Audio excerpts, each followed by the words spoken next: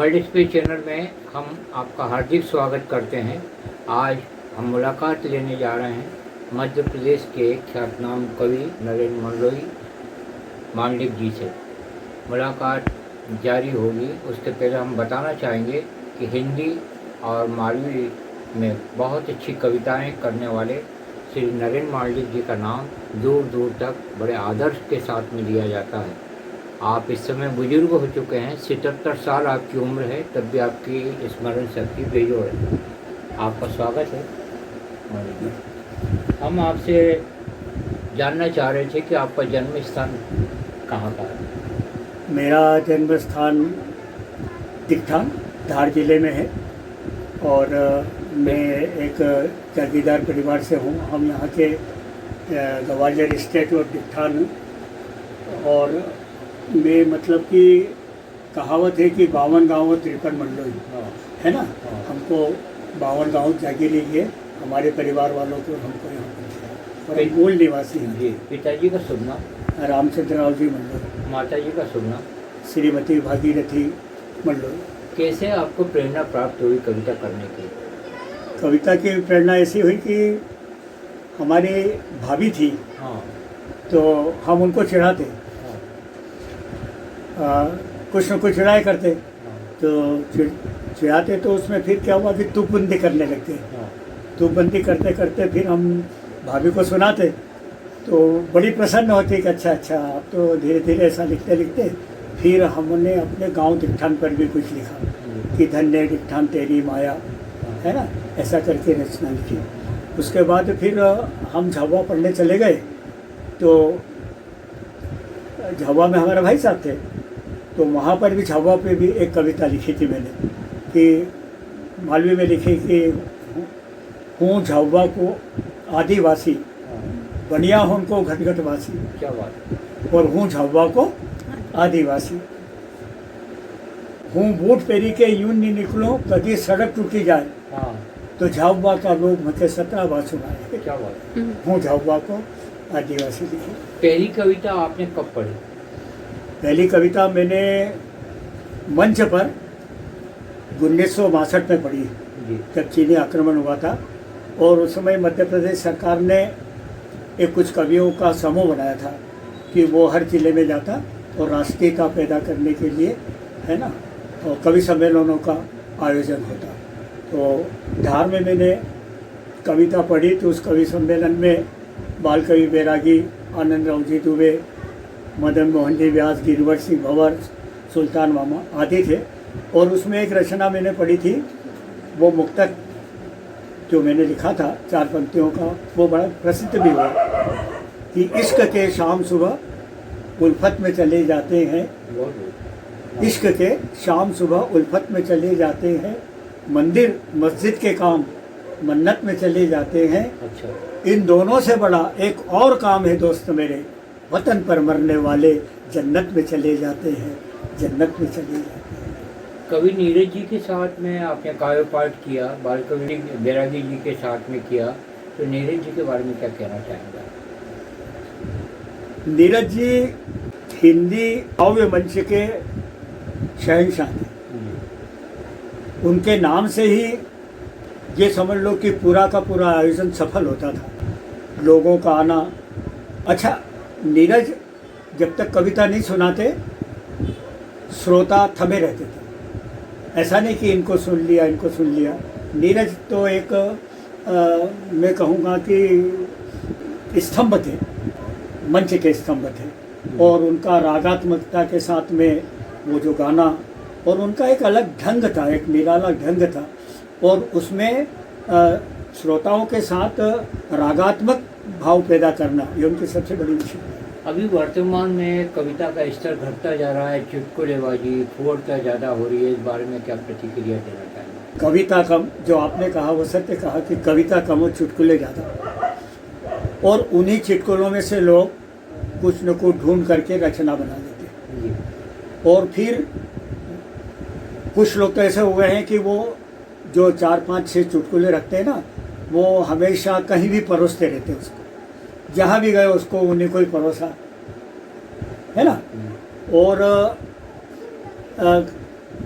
कभी कभी तो मेरे को ऐसा देखने में आता है कि कुछ भाव या कुछ पंक्तियाँ को लोग अपने कविता में मिला लेते हैं। उसको चुराना शब्द तो नहीं बोलूँगा मैं, पर वो उनका मौलिक जो होना चाहिए वो नहीं हो पाता। एक प्रश्न आपसे और हम करने जा रहे हैं कि किससे प्रभावित रहे हिंदी काव्य मंच में, कौन सा कवि आपको अच्छा लगता है? पूरा प्राचीन कवि हो, वर्तमान कवि? यूँ तो नीरज जी हैं। हाँ, आंसू के द्वारे कटी सुबह, क्या बात। दुख के घर बीती दोपहरी, हाँ, अब जाने डोला कहाँ रुके, अब जाने शाम कहाँ पड़ी। क्या बात। नीरज। हाँ, जिंदगी वेद थी हाँ, पर जिल्द बनाने ने कर दिया। क्या बात। नीरज। और एक वीरेंद्र मिश्र का भी एक समय था, जी, वीरेंद्र मिश्र ने भी अच्छा लिखा। तो मंच की दृष्टि से तो नीरज जी थे। आपसे एक सवाल और कि कुछ ऐसी कविताएं आपकी जो लोकप्रिय रही हों, कुछ मुक्तक सुनाएं आप। 1968 की बात है, इंदौर में छावनी में जगन्नाथ धर्मशाला है। जी, वहाँ पर सरोज कुमार जी की उपस्थिति में एक पावस कवि गोष्ठी हुई थी जी, इंदौर में। सबसे पहले मैंने वहीं तो उस कवि गोष्ठी में मैंने एक मुक्तक सुनाया था। जी, स्वागत है। सुनिए आप। हाँ, और वो मुक्तक मेरा नई दुनिया में छपा था। हाँ, शीश मंदिर में न भी झुकाए तो क्या है, वाह। शीश मंदिर में न भी झुकाए तो क्या है, अगर स्वर्ग में न भी जाए तो क्या है। हाँ, शीश मंदिर में न भी झुकाए तो क्या है, अगर स्वर्ग में न भी जाए तो क्या है। जब पी गए हम तेरी आंखों के आंसू, फिर गंगा में न भी नहाए तो क्या है। क्या बात। शीश मंदिर में न भी झुकाए तो क्या है। दूसरा मुक्तक देखिए आप कि जिंदगी को जिंदगी सा जीते रहो तुम, क्या बात। हाँ, जिंदगी को जिंदगी सा जीते रहो तुम, अमृत या फिर विष मिले पीते रहो तुम। हाँ, जिंदगी को जिंदगी सा जीते रहो तुम, अमृत या फिर विष मिले पीते रहो तुम। कभी सुई टूटे तो कभी धागा टूटेगा, उमरिया की चीर को सीते रहो तुम। क्या बात। जिंदगी को जिंदगी सा जीते रहो। जिंदगी एक आनंद है, क्या बात। हाँ, पाते रहो। वाह। जिंदगी एक आनंद है, पाते रहो। वो जिंदगी कलाकंद है, खाते खाते रहो। रहो। वाह। जिंदगी एक आनंद है, पाते रहो। वो जिंदगी कलाकंद है, खाते रहो। दुख चिंता और घुटन को भूलकर जिंदगी एक छंद है, गाते रहो गाते रहो गाते रहो। बहुत अच्छा आपने मुक्तकों से समा बांध दिया। एक सवाल आपसे और हम करने जा रहे हैं, अपने जीवन से संतुष्ट हैं आप? देखिए, आदमी शारीरिक, मानसिक, भौतिक, आर्थिक सभी रूपों में अपने को जीता है। जी, संतुष्टि एक अलग बात है। हाँ, शारीरिक रूप से, मानसिक रूप से या पारिवारिक रूप से, है ना। ये संतुष्टि ऐसा शब्द है कि कहाँ मिलती है कहाँ नहीं मिलती है। कुछ क्षेत्र में मिलती है, कुछ में नहीं मिलती है ना। परंतु यूँ देखा जाए तो मैं संतुष्ट तो हूँ। क्या कारण मानते हैं आप? मेरी संतुष्टि का कारण ये है कि ईश्वर ने मुझे शारीरिक रूप से ठीक रखा, हाँ, पारिवारिक रूप से ठीक रखा, आर्थिक रूप से सुख रखा। मेरा गृहस्थ जीवन भी बढ़िया है। और जो प्रेम प्यार, जो सम्मान साहित्यिक क्षेत्र में मिला, वो मैं उसको सर्वोपरि मानता हूँ। बहुत अच्छा आपका उत्तर है। कवि काका हाथरसी हास्य सम्राट, उनको आपने सुना, आप उनके साथ में काव्य पाठ भी किया है और हमने आपको खूब सुना है। उनके बारे में क्या कहना चाहेंगे? काका हाथरसी तो काका थे। एक बार प्रेस क्लब इंदौर में आयोजन हुआ था, तो हालांकि मैं मंच पे तो नहीं गया, परंतु उनसे मिला ज़रूर था मैं काका से। तो मैंने कहा कि काका कुछ चार पंक्तियाँ, तो बोले अभी मंच पे सुनाएंगे, सुन लेना। मैंने कहा नहीं, आप तो पहले ही मुझे सुना दो। तो उन्होंने चार पंक्तियाँ मेरे को हाथ से के सुनाई थी, मुझे आज भी याद है। क्या बात। सुनिए आप। हाँ, स्वागत है। होली पर हर साल ही मन में रहे मलाल। क्या बात है। होली पर हर साल ही मन में रहे मलाल, साली कोई है नहीं किस पर मले गुलाल। क्या बात है। किस पर मले गुलाल तसल्ली कर लेते हैं, काकी के बूढ़े गालों पर मल देते हैं। वाह वाह वाह, क्या बात है। तो ये काका की आज तक मेरे को याद है वो पंक्तियाँ। काका तो काका थे, और फिर दूसरे काका हाथरसे भी थे। आपसे एक प्रश्न और हम करने जा रहे हैं कि आप क्या संदेश देना चाहेंगे साहित्यकारों को। आचार्य हजारी प्रसाद द्विवेदी जी ने लिखा था कि साहित्य समाज का दर्पण है। हाँ, समाज से ही साहित्य पैदा होता है, और साहित्यकार समाज को ही देता है। जीता भी उसी में है, लिखता भी उसी में है, और लौटाता भी उसी को ही है। परंतु उसका जो सनातन रूप है उस साहित्य का, वो ही प्रस्तुत करना चाहिए, उस सनातन रूप को ही प्रस्तुत करना चाहिए। जीवन में कभी कोई दुखद घटना आपके साथ में हुई हो। एक बहुत अमीर घराने में आपकी शादी होने वाली थी, बहुत पुराना प्रसंग है, क्या कहना है। छल की माया पल भर की है क्रीड़ा, क्या बात। कविता पराई आंखें क्या जानेगी पीड़ा। क्या बात। हाँ, वाह वाह छल की माया पल भर की है क्रीड़ा, वाह। पराई आंखें क्या जानेगी पीड़ा।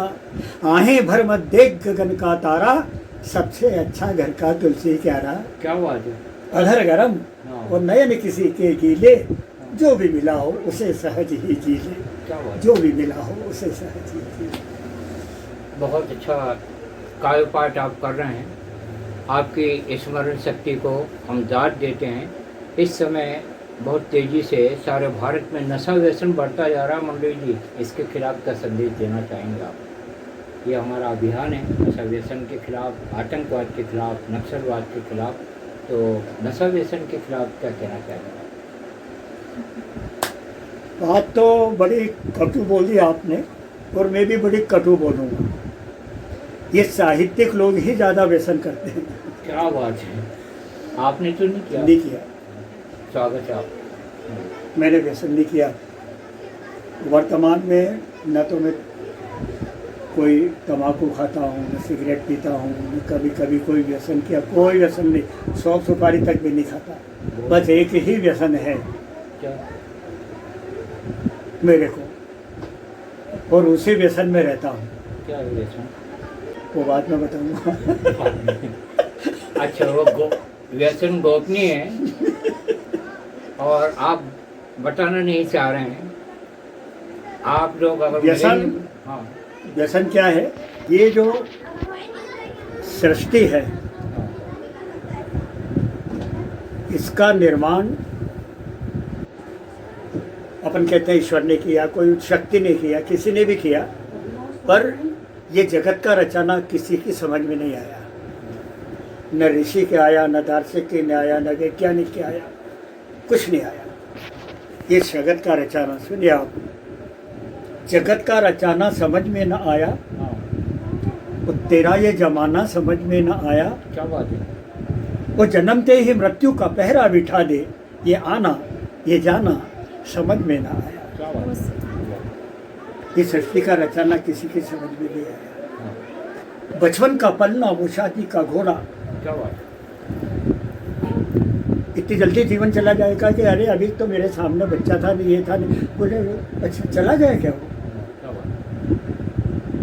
बचपन का पलना वो शादी का घोड़ा, सावन भादव में वो सारस का जोड़ा। क्या बात है।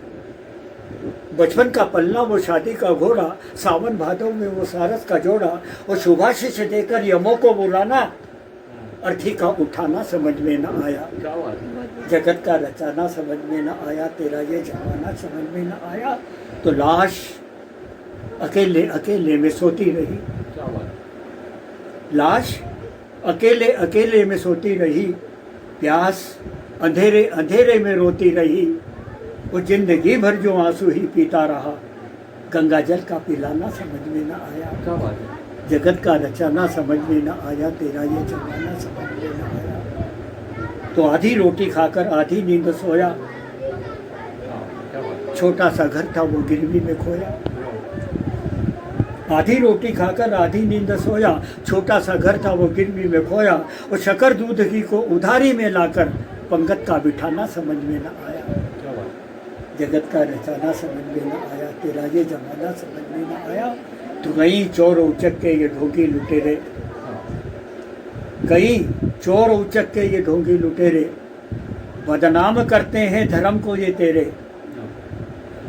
नर्क के सभी दृश्य धरती पे होते, स्वर्ग का बहाना समझ में न आया। क्या बात। जगत का रचाना समझ में न आया, तेरा ये जमाना समझ। तो इसी नशे में रहता हूँ मैं कि समझूं उसे मैं कुछ। ये किसी को होता है भक्ति का नशा और आपको है साहित्य का नशा। आप कहानी भी लिखते हैं और नरेंद्र मंडलोई जी ने खूब लिखा है और आज देश में उनकी रचनाओं का स्वागत होता है। आज के साक्षात्कार का अंतिम सवाल हम आपसे करने जा रहे हैं। महत्वपूर्ण सवाल है कि मालवी लुप्त तो होती जा रही है, उसके विकास के लिए आपके क्या सुझाव हैं? शाह हंस जी, पहली बात तो कि हम अपने घर में ही मालवी नहीं बोलते। हम अपने पारिवारिक लोगों से या संबंधियों से चर्चा करते हैं तो उसमें भी अपने मालवी बोली का उपयोग अपन नहीं करते, वहाँ से करते हैं। दूसरा, आजकल पारिवारिक स्थिति यह है कि घर में भी हम अपने बच्चों के साथ अंग्रेजी शब्दों का प्रयोग करते हैं। माता पिता का चरण स्पर्श करना, सुबह सुबह सम्मान करना, एक धार्मिक या वातावरण पैदा नहीं करना। और दूसरा क्या हो गया कि आपने शादी ब्याह देखे ना, तो शादी के एक दिन पहले क्या होता है, महिला संगीत होता है। उसमें क्या होता है, केवल डांस होता है। कुछ महिलाओं ने, एक मेरे परिवार में एक कार्यक्रम था तो कुछ मेरे परिवार की महिलाओं ने मालवी में बदावा बखरते उसके गाने का प्रयत्न किया तो लोगों ने सुना नहीं, औपचारिकता मात्र रह गई। तो मेरा सुझाव ये है कि पहले तो अपने घर से मालवी बोलना चालू करें। थिएटर बना है, मालवी मंच बना है, तो उसमें वो प्रयत्न कर रहे हैं कि किसी भी प्रकार से हम मालवी को शहरी लोगों में करने का प्रयत्न करें।